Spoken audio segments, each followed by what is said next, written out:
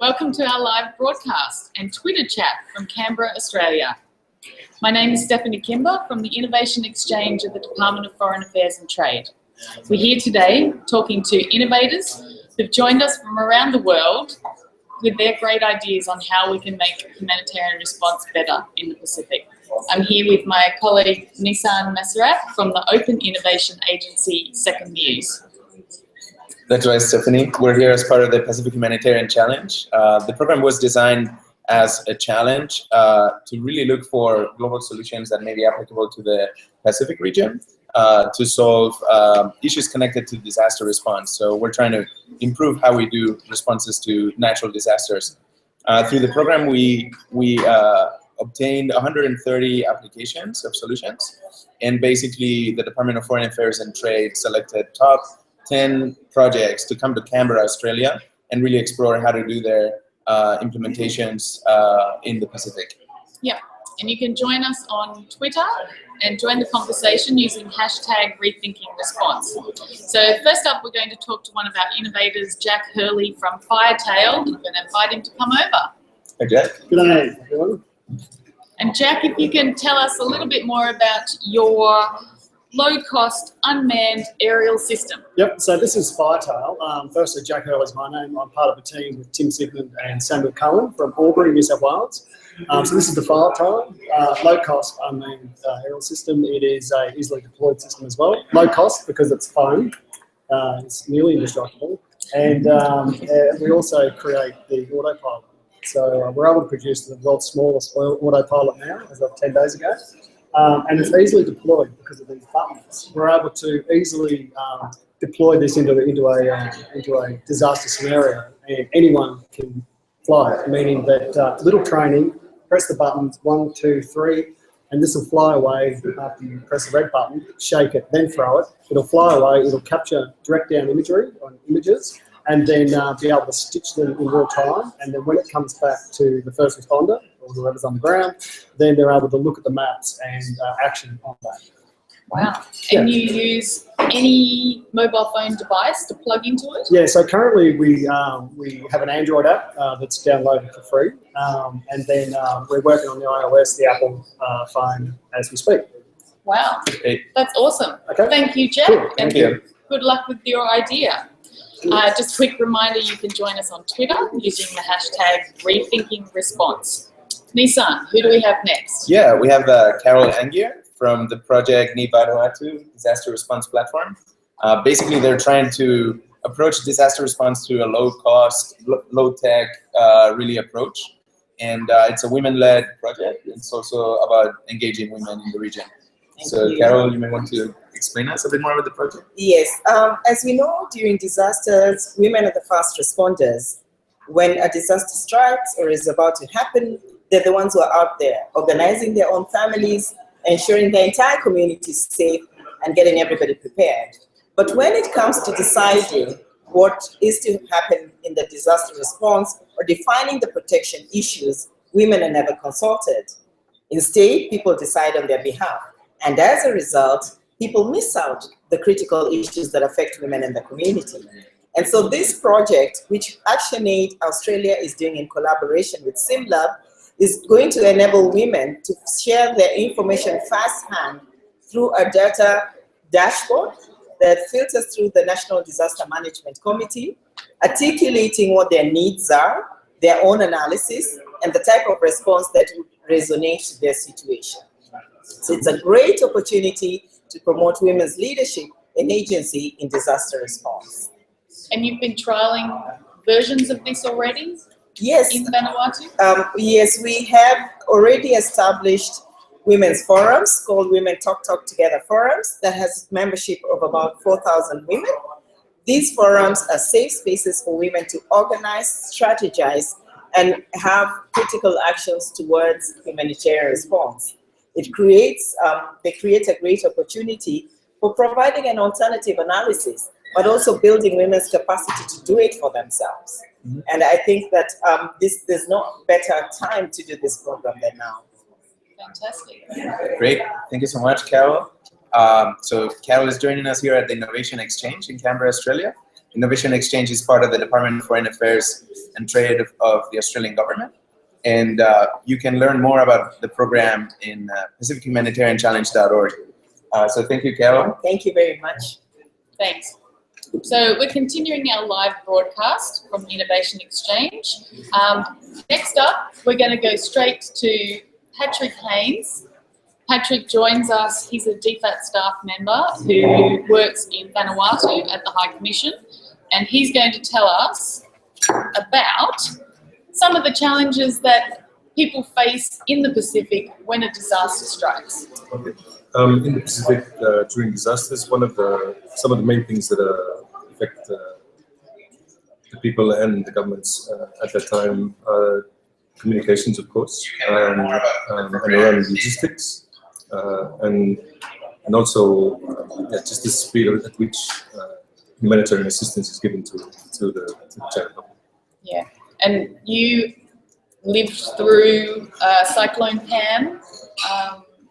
And maybe you can tell us what your personal experiences were and what it was like being in the High Commission involved in that response. Yeah, so it was quite a terrifying experience, one that I've lived through in the past. In 1987 was the last very big cyclone that hit Vanuatu. But it was really good to see how the Australian response came about. Post-cyclone, we were the first ones in to help the government of Vanuatu respond to the disaster, and it's very enlightening to be here and to see all the proposals that have been put forward as part of this Pacific Humanitarian Challenge, because they're all tackling the issues that are common around Pacific Islands, and we hope that with this innovation we can kind of address some of those issues and ensure that in the future we build on the resilience of the people, but also helping governments respond to the So I don't know, maybe there's people out there watching this who don't even know where Vanuatu is or what it looks like. Can you tell us about the geography of Vanuatu and why that's a challenge in responding?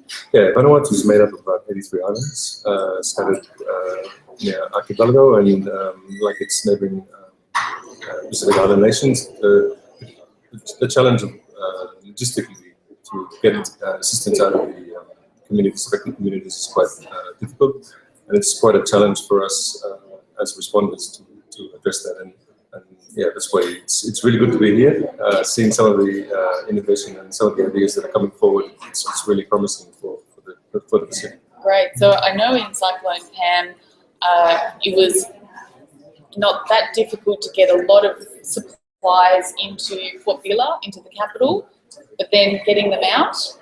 Yes, the challenge of course presented to us and our humanitarian partners on the ground was that we were receiving a lot of assistance coming through DFAT channels, through the defence forces, bringing it all to the main centres, but it was actually the challenge of getting them out to the remote areas of Vanuatu that presented a lot of challenge and quite a big challenge for us. And how long do you think people in those remote islands had to wait? Sometimes? It varied between 2 weeks to up to a month, and then beyond. Times that placed a lot of pressure on all us responders, and things that we'd like to do better in future. Yeah, that's amazing. And telecommunications, obviously a big issue when nobody can communicate. That's something you experienced as well. Yes, we had a few, especially the southern islands, were in blackout for about 3 or 4 days, where there was nothing coming back, and it was quite worrying. It was a big risk. We did not know how many people were injured, how many people needed emergency interventions, and so it was a big challenge, and it was something that really honed on home that in any given disaster, the mode of communication is really vital, and without that, it presented a huge challenge. Yeah, we all rely on our mobile phones to communicate, none more in a disaster. So yeah, that's really critical issue. It's been great to hear from you firsthand, someone from the Pacific who's dealt with the response. Makes our challenge seem more real. And thank you very much for joining us. Thank you, Patrick. So up next we have someone from the Department of Foreign Affairs and Trade. His name is Michael Hassett. Michael. How are you, son? Good. Thank you for joining us. Thanks for having me. So Michael is part of the team leading humanitarian response at the department, and we'd just like to know from you, Michael, what was kind of the motivation behind this program? Yeah, look, I mean, the ultimate motivation for us is a safer, more resilient Pacific, and essentially, you know, we know that the Pacific is a very vast area. I think the statistic we heard yesterday was 30% of the world's land or surface area, and less than 0.5% of the world's population.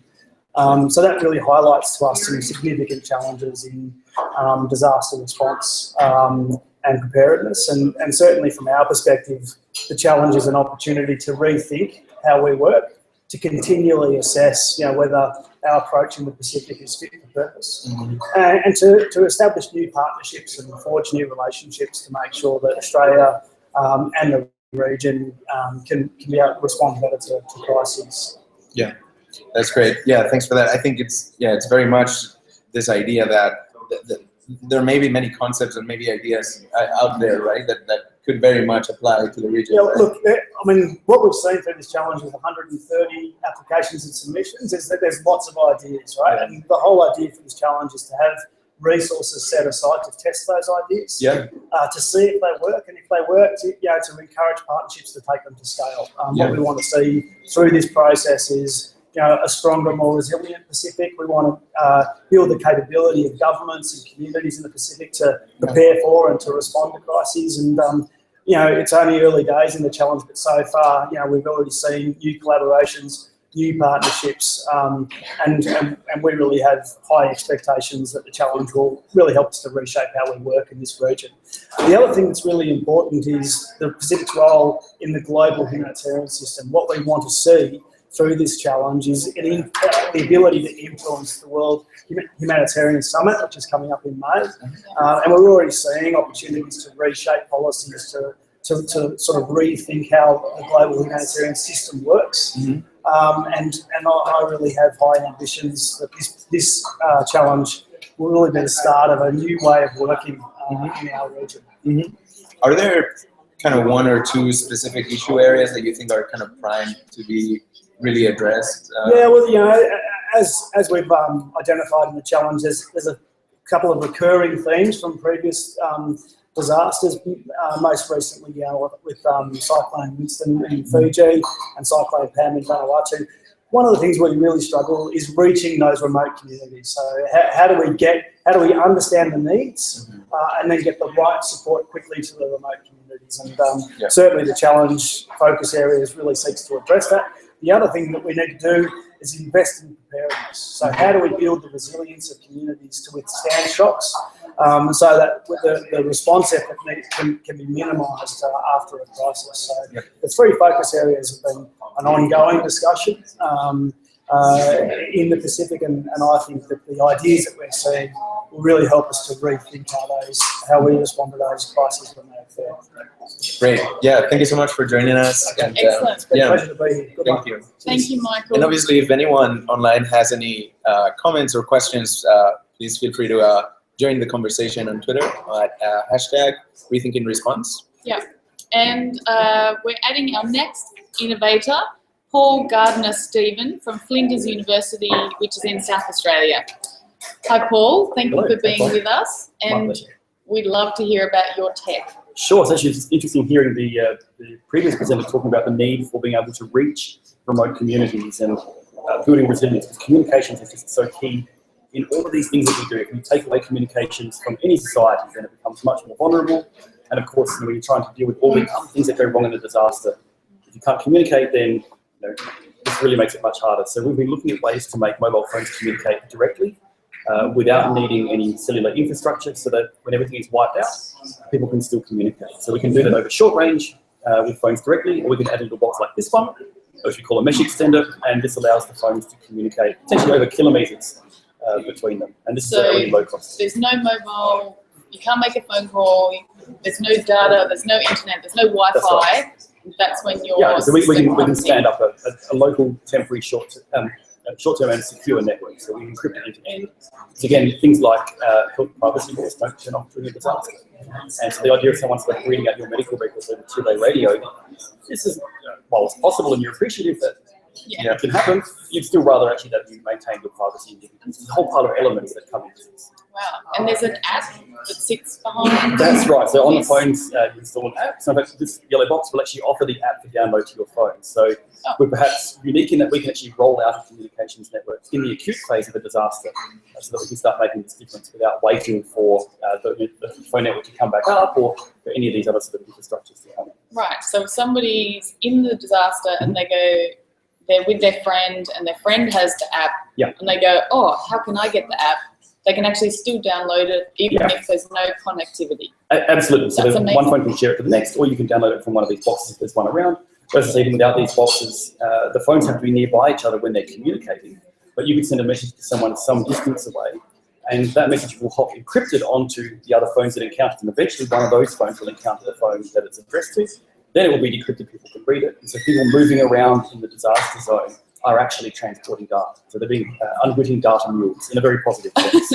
Wow. And you're working in partnership with New Zealand Red Cross and the Hurley Sanctuary in South Australia. That is fantastic. Thank you so much, Paul. My we pleasure. look forward to seeing a lot more of your idea. So do I. Thanks. Great. Thank you for joining us. So up next we have Cristiano Girlando from the Humanitarian OpenStreetMap team. Hi, Cristiano. Hello. Thanks for joining us. Hello. So can you tell us a little bit about your solution and what you're working on? Yeah, our solution is about drones and drone mapping.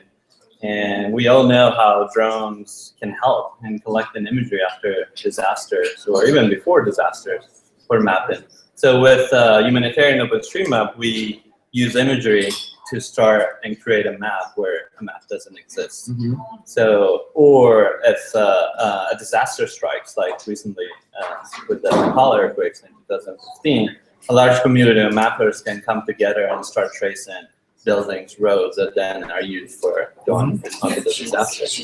But all this is not possible unless you have imagery on which you can use to start tracing that map. And so imagery is very important, but it's hard to find.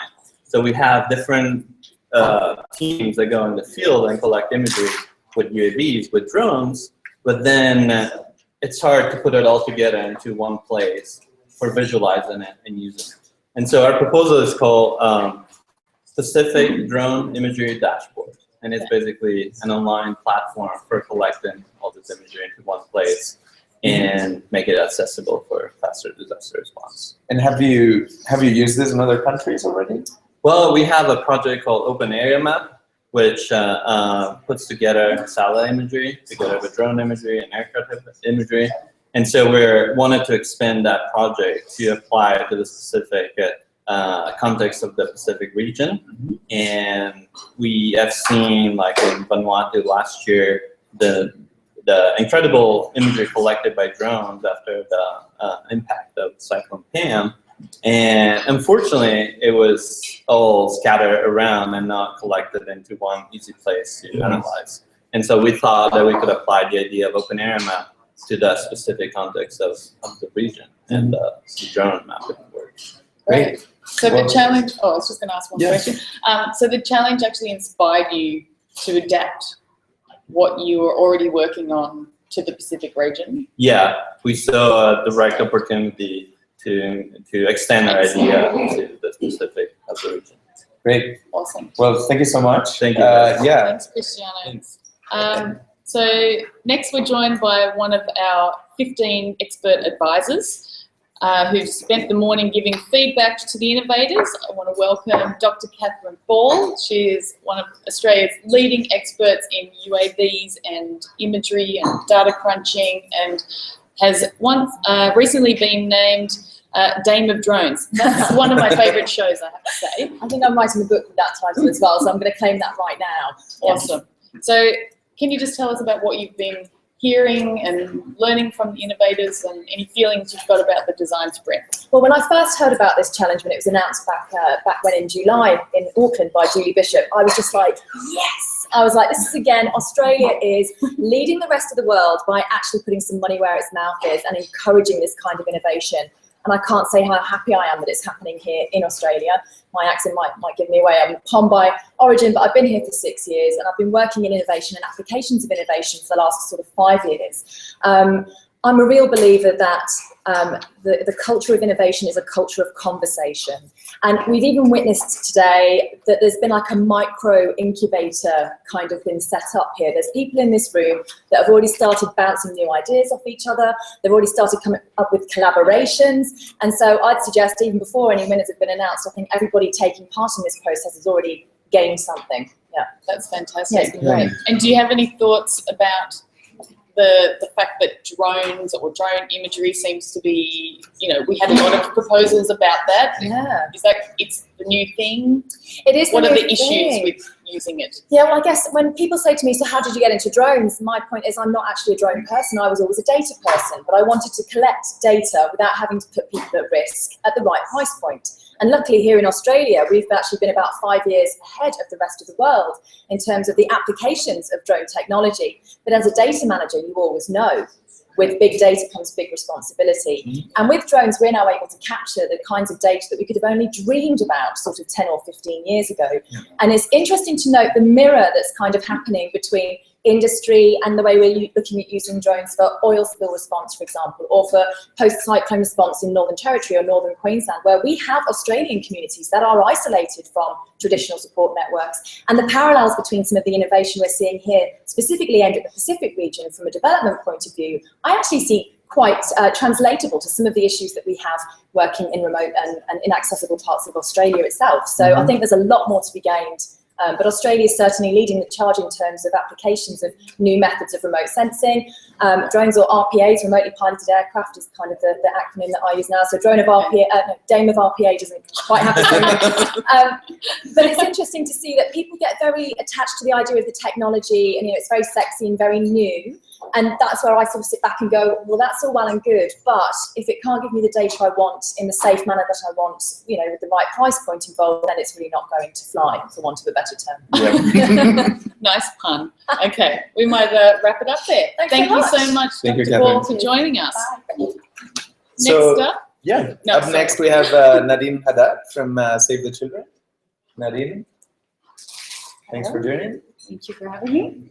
Can you tell us a bit more about your project? Yes, so what we're proposing today is a financial or insurance products for the Pacific community. So we're looking at financially resilient communities across the Pacific. What we're looking at is, this is a combined effort of Save the Children, QBE, and Bank of South Pacific, where we're looking at developing two products. One that is at a micro-level product that targets household, so well-being and livelihoods, and the other one more at a macro level, so targets infrastructure like communities, schools and hospitals and medical centers. Great. And have you already implemented in any countries? No. What's the level kind of development of the project? So this is still at the research and development phase. The stages that we're going to go through is there will be up to 7 months of market assessment, as well as the social needs and impact across the Solomon Islands. And the reason why we want to invest in that is to have the products tailored to the needs of the community. So this is a chance for the community to tell us how they would like the product to be tailored, how they would like to get involved in these insurance products. Historically, insurance has not been a big theme across the Pacific, and this is kind of a new concept that we're coming with to the Pacific. So it'll be really exciting to see, the change in behavior and the acceptance of such a model. And are you thinking about local partners? How are you going to do the engagement piece of it? Yes, absolutely. So as I said, this is a joint initiative with Save the Children and QBE and Bank of South Pacific. The way we're going to go about it is, by forming steering committees, and it's really to get representatives, from the communities. So from the different provinces, we will have groups of women as well as groups of children, and at the same table, we will have representatives from the NDMOs, the local governments, local NGOs. It's really critical to get, the different levels and the different parties on the same table to have this ownership. Great. Awesome. Well, thank you so much for joining us. Very interesting to hear what your project. Thank you. So next up, we've got so many interesting people Yeah, here we today, do. I just have to say. Next up, I'd like to invite Simon Choix from Fema, the Fema Leapfrog project, and he's going to tell us what Thanks for his joining. amazing idea is. So, you just spoke about insurance. Yes. I'm going to speak about insurance as well. All right. Right. So we're coming from a different angle. It's not about assets reconstruction. It's about life and hospital insurance.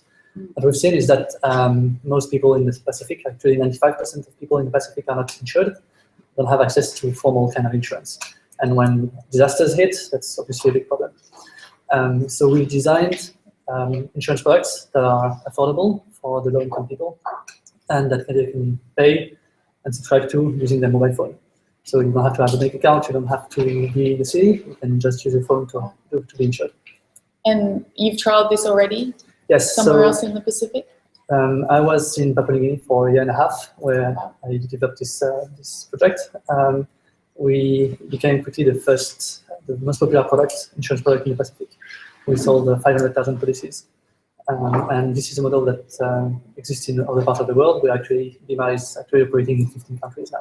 Wow.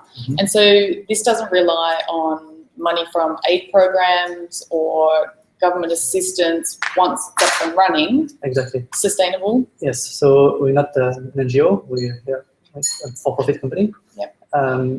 And we plan to be profitable within 1 or 2 years to break even, and then it will be self-sustainable and be there for a long time. And there's something particular about your product that you're targeting not individuals, but Exactly. their employers. So individuals, we already do that. We already provide this service to people in Papua New Guinea, in Fiji, and in the coming days we'll launch in Fiji.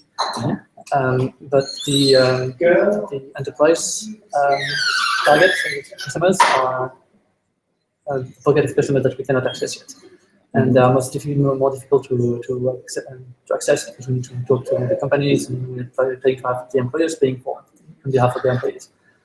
Also, these markets that we're targeting, Nauru, Tonga, Samoa, Vanuatu, Fiji, are small markets where we have a lot of challenges, logistical challenges. So that's why we're here to ask for grant and for help, is because we like to extend our reach to more people, but it's difficult to make a business case with our current business model. Yep. Wonderful. Great. Thank you so much, Thank you. Simon. Thanks for welcome. telling us, and good luck with your idea. Thank you. And next we have Stefan Krause from the Vanuatu Disaster Response Platform.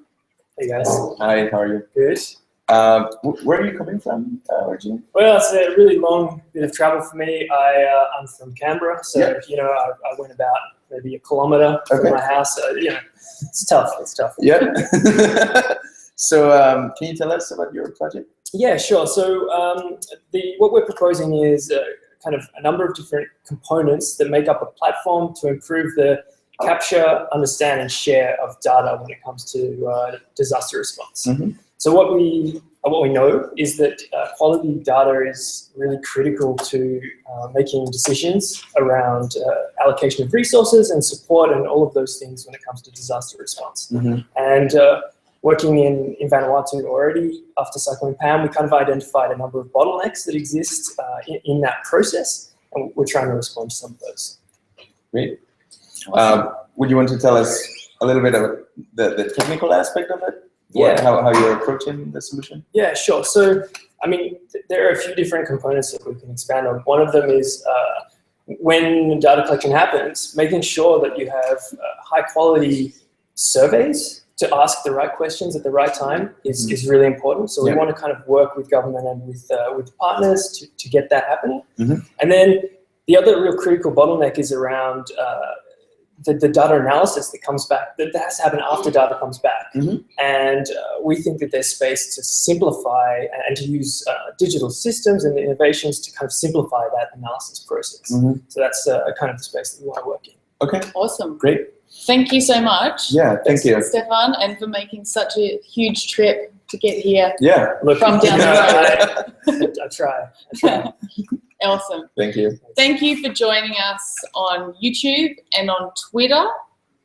It's been great engaging with you, and you can learn more about the Pacific Humanitarian Challenge by going to our website, pacifichumanitarianchallenge.org, and keep using the hashtag Rethinking Response.